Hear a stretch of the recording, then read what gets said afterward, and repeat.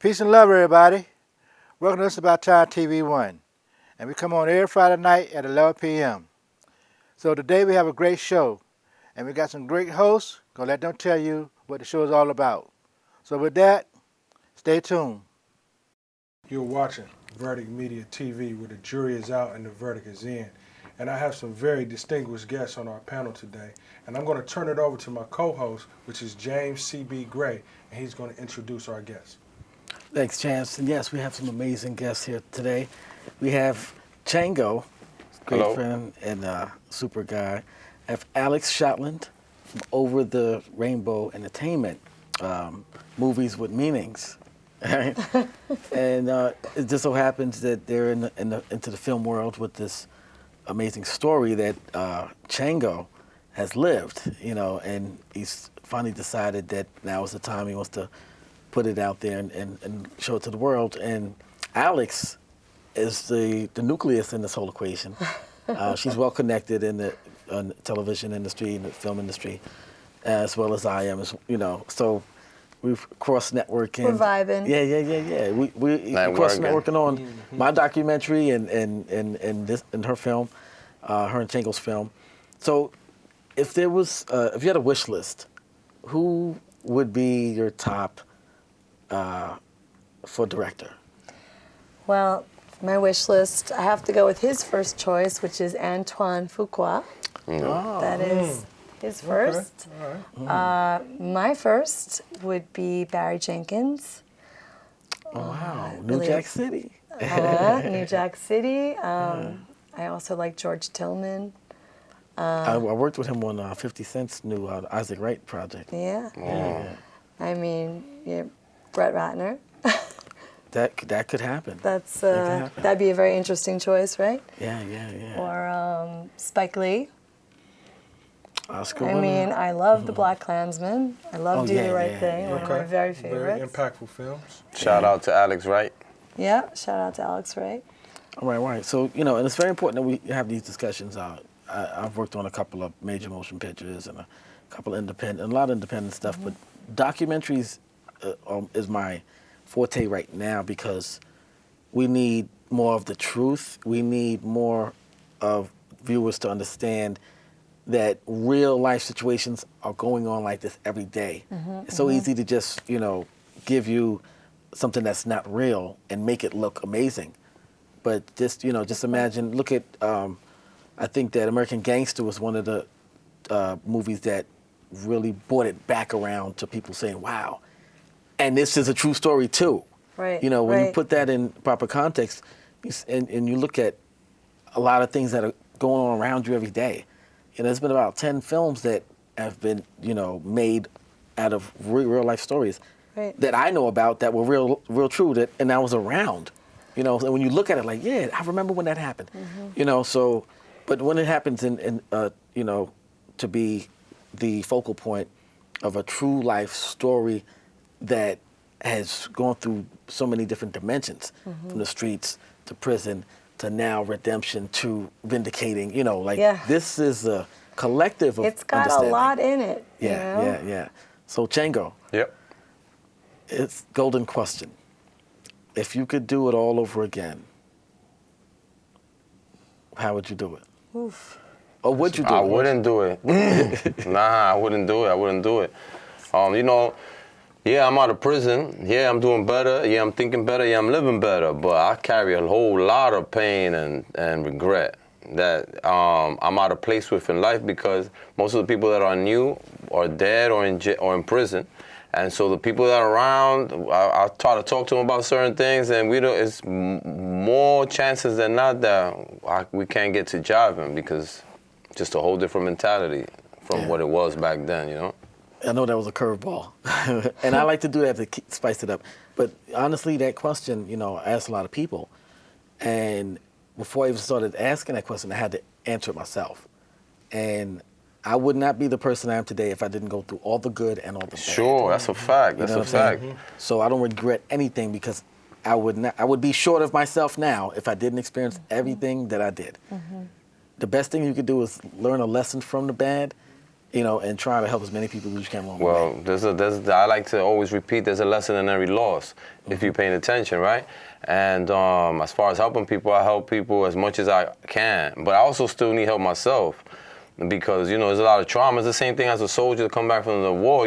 You could decide now, it's like, damn, I wish that guy wasn't dead, but you already killed him.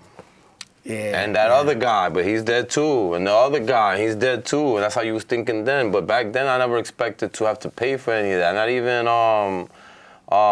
spiritually. So I was just doing what I knew somebody was gonna do to me eventually. But I wasn't abusive. I was a businessman.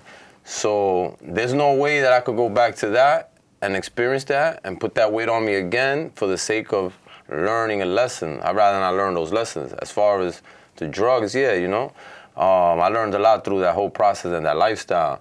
But you could wash that away, but I'm telling you, you cannot wash murder off of you because, you see people's parents or it's Mother's Day, you took people's kids away. Even if all of them, which they were wanted for murders themselves. Yeah. But that don't change to a mother. To her, it's still her son, Yeah.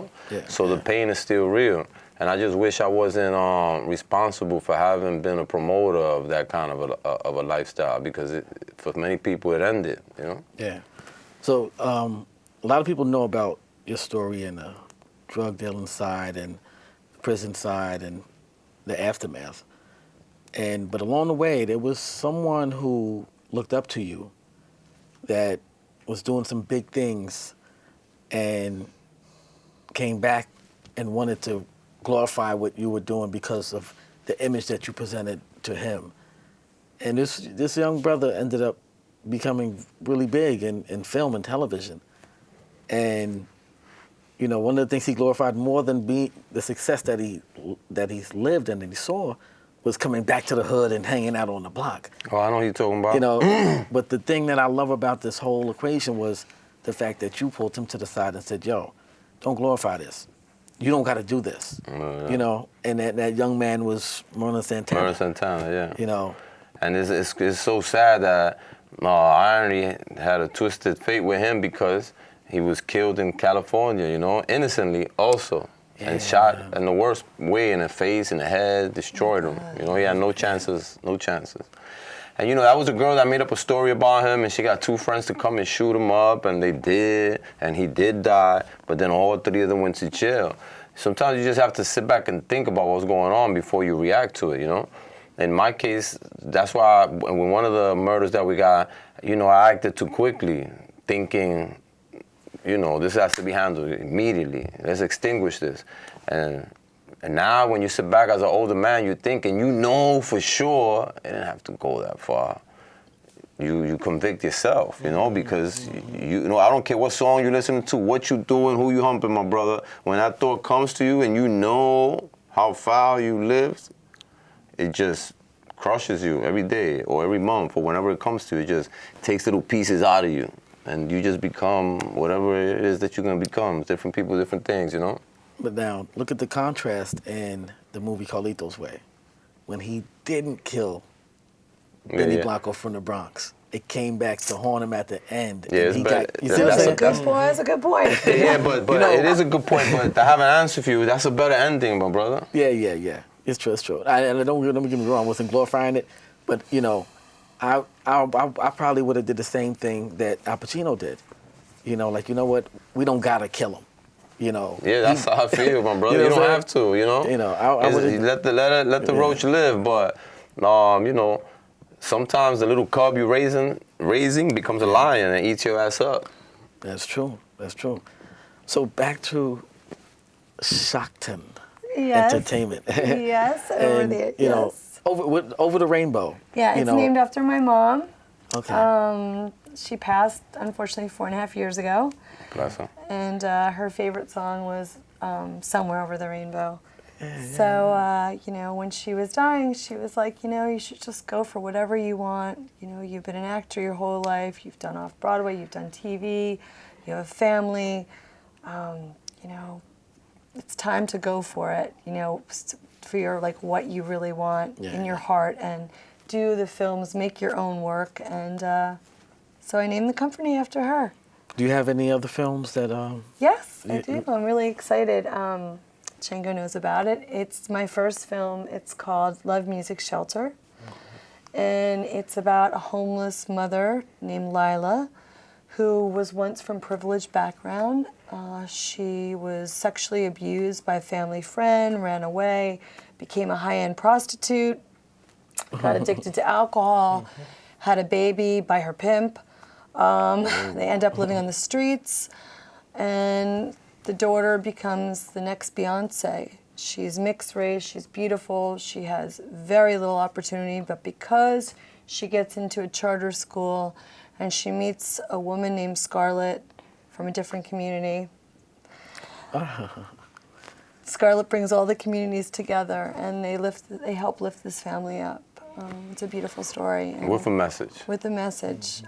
Is this a feature? It's a scripted feature. It's a musical. Wow. Got 2 producers, Wendy Cram and Lauren Strogoff, helping me with it, and we're hoping to get it greenlit soon, you know. That sounds And amazing. Blasie's reading it as of today. Yeah, we got some exciting people reading it. I'm not supposed to say, so I have to wait. But fingers crossed next time So I it talk hasn't to been you guys. filmed yet? No, we're very much in development. Okay, so I want to audition. Yeah, of course. Actually, I have a part in mind for you already. That's Great. right. Okay, Yeah, see? Jade. She's been sizing I've you been up. sizing you up. I want you to, Jaden, the head of Haven, the homeless center. Okay, great. The Hey, we can do it. boho, chic kind of guy Yeah, with yeah, the yeah. big heart. Oh, great. All right, so we're going to do that. Yeah, All right, we're going to do a whole show about that one. yeah. But, you know, But, this whole, when you said movies with a A message, message, yeah. that right there is something that I really, I felt, rather than just hearing and say, okay, when you said that, because that's what motivated me to do my documentary. Wow, it's beautiful. And you saw some, Yeah. the trail and everything. And it was my message. Actually, I was producing a television show and got assaulted by, I was a victim of police brutality. And that changed my direction in life. And that's how I became an activist. Wow. So that kind of impact that I felt made me want to project and create a platform for those who didn't have a voice. So I feel that in your purpose. That's what I feel. I mean, my life shifted completely 4 years ago, almost 4 years ago, when I met a homeless daughter and her mother at my son's school. I was just like, what's happening? I didn't know that 1 in 10 children are homeless in New York City. I didn't know that we have 65,000 homeless people in New York and 40% are kids. I didn't know any of that. So that shifted. And I said, I need to give back. I need to tell this story. And that's how I also feel about That's Chango's good. story, because I don't think that people are paying enough attention to the underbelly of the drug world and what happens when you go to prison. And, I just feel like his story, his journey is an important message to everybody, that you can do the worst things in the world, but You could you come back can from come it. back. We've had to deal with the criminal justice system for so many years. Unfortunately. So, where is justice now, as far as criminal justice is concerned in this era, in this period of time? It's pronounced just us. Okay. That's what's up, justice. Okay. As far as I know, and met and seen and been with and done time with. Okay. So when you think about the criminal justice system from your initial encounter, were you expecting justice? I probably was expecting justice. If you got a team that's gonna right my own wrongs, then justice has to be mixed in there somewhere, because it can't just be punitive. Because if it's only punitive, then where's rehabilitation? But it's whomever tells the best story, man. To the jury, and whatever they believe, that's what they go with. And as far as the judges in the justice system, then people just have a routine. They answer motions and they send people upstate. After they've been doing that 20, 30 years, man, they desensitized to that also. It's interesting that you said that, because we were interviewing Rick Ross, and he was talking about, in his particular interview, that there is no justice because the only system of justice that there seems to be is that it's a minority sitting at the defendant's table. Always. You know, so in your experience, you were going to court, and I'm pretty sure you had the law attorneys behind bars in jail. Did you ever have to fight any type of appeals or anything while you were behind bars? For myself? Yes. No, I never had to appeal because I pleaded guilty. Okay. Were there any other reconsiderations as far as like sentencing is concerned? I tried to get some rhythm with the Rockefeller law when they repealed it, but basically, since I had conspiracy to possess drugs, I was disqualified because the new law was only for those that actually possessed or sold. You get that? So since I didn't get to actually, they didn't get to actually catch me with it or selling it, I was not eligible. You know, it's good that you mentioned the whole conspiracy side, because a lot of minorities that enter the criminal justice system and think they know about law on some kind of level, when they get confronted with the conspiracy charges, where you don't have to be caught with something in your hand, or it's not even about somebody pointing a finger at you. No. You know, and you say, well, how can you convict me based on no evidence? You know, so I wanted you to elaborate on the conspiracy case, because a lot of us, a lot of minorities are catching these cases and have no idea. And then the turnover rate is what, 97.9%. Listen, that's the worst charge you can have. You're better off having a murder charge than a conspiracy charge. Yeah. And I'm telling you that after going through 7 different maximum security prisons, and I used to hang out in all kind of law libraries still with the interest that I had with Lynn, reading law and learning different things. And my man, 4 people got a conspiracy charge. Most likely all 4 of them are gonna get convicted because they need very little evidence to convict you on it. And it'd be 2 brothers, 6 cousins. How you gonna say you didn't know him and you didn't know when he went to your house that what he really had in the book bag was this and that, you know what I'm saying? So they could, there's an old saying anyway that Lynn taught me, which is, you know, you could indict a ham sandwich in Manhattan at least. So, conspiracy is the worst charge to have. You know, if you throw a bunch of doodle on the wall, chances are it's gonna fall. Something's gonna stick. But something's gonna stick. Yeah. Well, when you talked about the punitive side of the criminal justice system, I mean, as you see now, we got the president, Donald Trump. He enacted the First Step Act, okay, where a lot of individuals that were charged with drug crimes are being released. How do you feel about, you know, how the government and the criminal justice system is responding to some of the disparities that are taking place and that have taken place over the years during, of course, the era in which was what we call the crack era? Yeah, well, there's been significant changes because they changed the sentencing guidelines for the crack. You know, there was a big disparity between the white kid and the black or brown kid, you know? So that changed. But, you know, anytime you talk to me about somebody like the president or another person of equal stature taking the first step, you got to wonder what happened with the 3,000 steps you've been stepped on with first. So what's your first step about? In my opinion, you know? So I think that they got a system where we always stick our heads out of necessity or stupidity or desperation, and then we get knocked on the head and go to jail or prison. And then any little thing that you do for us while we're there now becomes a big thing. But who the hell could do, you got people doing 20 years for $40 crime, $50 crime. So when you let them out 2 years ahead of time at 18, you really doing them a favor? You got 18 years worth of slave labor from him already. Yeah, you know, it's interesting that you said that because, you know, they're now trying to, you know, extend the whole probation thing now.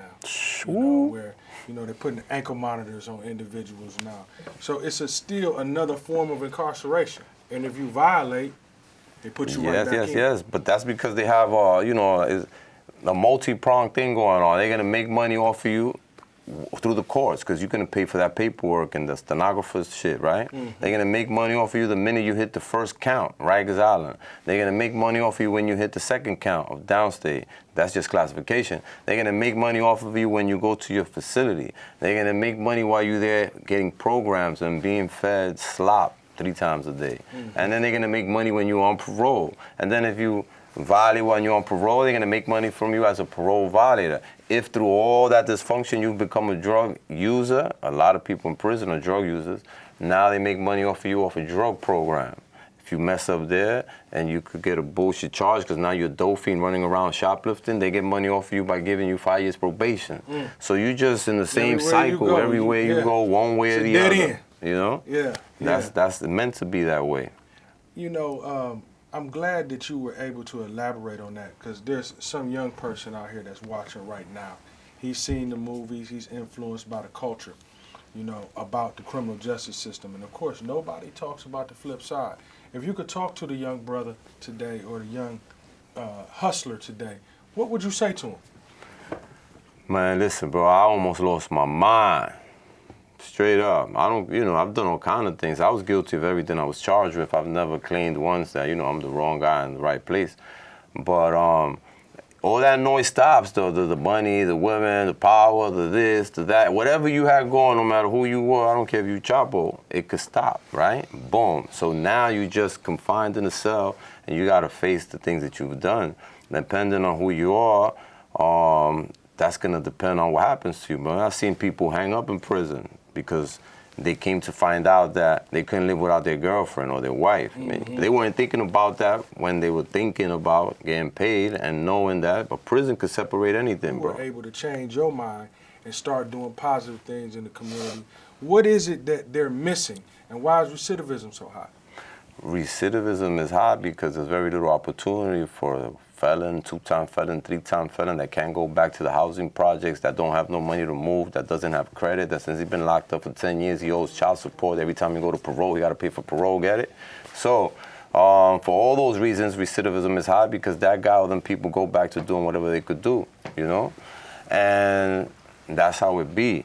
So I learned the place where I grew up the most was it's kind of like embarrassing to say, but prison, It was there that I read the best books. It was there that I had the deepest conversations. It was there that I cried the most. It was there that I learned the most. It was there that I sacrificed the most. What book impacted you the most? Man's Search for Meaning by Viktor Frankl. Okay. He survived 3 concentration camps, lost his wife, but he never knew he lost his wife while he was going through the concentration camps. Instead, he developed the technique to keep talking to her daily in order to stay alive, because he used to repeat a quote by Nietzsche, which was, he who has a why to live for can bear with any how. And so his why to live for was reuniting with his wife, hopefully. And so every day while they had him digging trenches, he would just keep talking to his wife in his mind, And I read a few books on Anne Frank. My lawyer, Lynn Stewart, used to send me books on the Asada, on the whole black movement, Black Panthers, everything that was happening with the Jewish community, everything that was happening in South America with Che, with Fidel. That's what I was reading. So that allowed my mind to grow. But at the same time, you got a lot of people in prison who only read short eyes, a.k.a. buttmans and, What is that? Porn. Oh, okay. So Sorry. that's what they reading every day, or that's the only thing that they locking in with. That's all you doing, And they're not learning, or they just glued to the TV that's on the BET channel, and they watch Nicki Minaj all day and evening. So you're not growing, But if you read these things, you become enlightened, and then you start, the things that you've been looking at start to change. Intellectual development. Yeah. Lynn Stewart, that name, it rings a bell because I think she's one of the attorneys that hasn't really had her just due. They need a film on her. Sure. You know what I'm saying? And we're working on that too. I got a bunch of footage she did for me. Yeah. Before she died. A lot of people don't even know who she is. I first found out about her through by watching the Larry Davis documentary. Oh, well, that's a good piece to watch and learn from. Yeah, and because William Kunstler was like one of my favorite attorneys because of what he did. And Me then too. when she came in, I'm like, okay, who's this? Lynn Stewart. Protege. And then I started following her, and then your name pops up. Yeah. I don't know whose name's gonna pop up next, but. Wow. You've been watching Verdict Media TV, where the jury is out and the verdict is in. And thank you for watching, and we'll talk to you soon.